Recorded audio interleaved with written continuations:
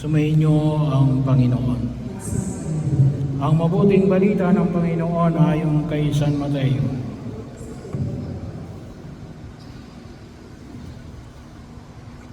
Noong panahon yun, sinabi ni Jesus sa kanyang mga apostol, "Ngayon, sinusugo ko kayo na parang mga tupa sa gitna ng mga asong gubat.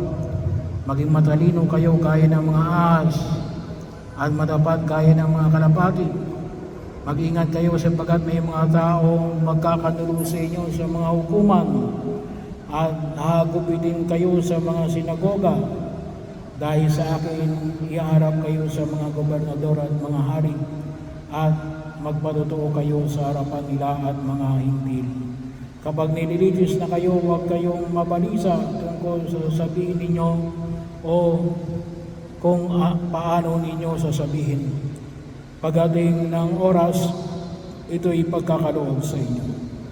Sapagkat hindi kayo ang magsasalita, kundi ang Espiritu ng inyong Ama ang magsasalita sa pamamagitan ninyo. Ipagkakanulo ng kapatid ang kanyang kapatid upang ipapatay. Gayon din ang gagawin ng ama sa kanyang anak. Lalabanan ng mga anak ang kanilang mga magulang at ipapapatay. Kapupuotan kayo ng lahat dahil sa akin. Ngunit ang manatiling tapat hanggang wakas ang siyang maliligtas. Kapag inuusig nila kayo sa isang bayan, tumakas kayo sa kasunod.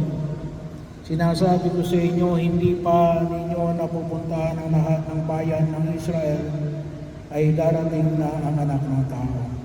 Ang mabuting balita ng Panginoon.